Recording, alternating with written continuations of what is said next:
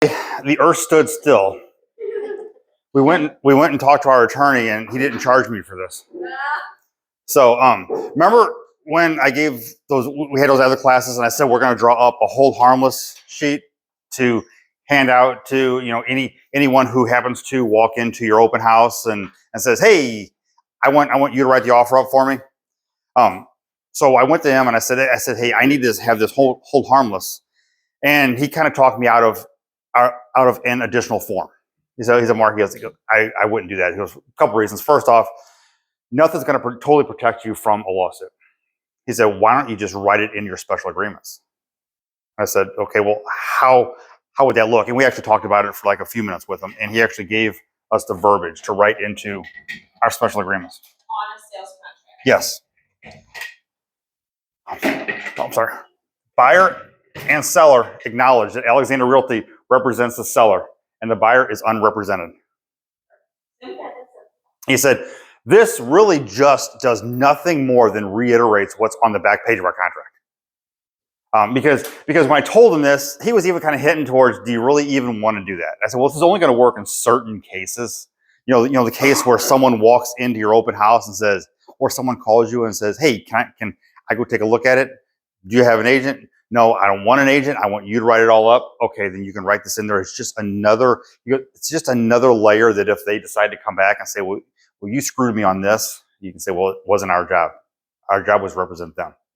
And also, I talked about, and the buyer is unrepresented, in case you might think, or you might get wind, or they might even say something about, I was working with another agent, and you're worried about some other agent coming back to you later and going, whoa, that was my buyer. You stole my buyer. At least I can fax, or not fax, excuse me.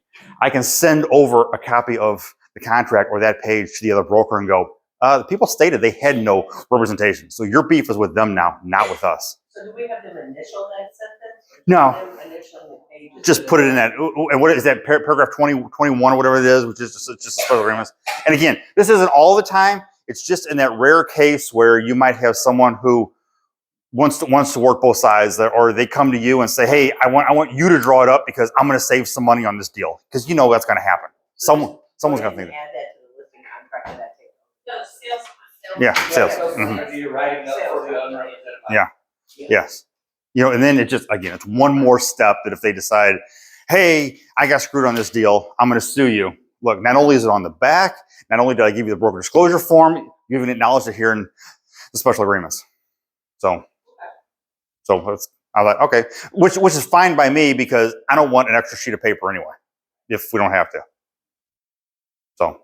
Hey, Mark, I don't know if you mentioned this earlier or not. Remember that conversation we had about, on the listing agreement, sometimes, you'll put out, a higher payout for buyer's agent and then like less, like 0.5 for buyer's agent, 1.5 for transaction broker, 1.5 sub agent. Mm-hmm. Okay, so the question was, when you're filling out the listing contract, or when you're putting it in the MLS, sometimes they'll say, let's just say 3% to buyer's agent, 1% transaction, 1% to sub agent.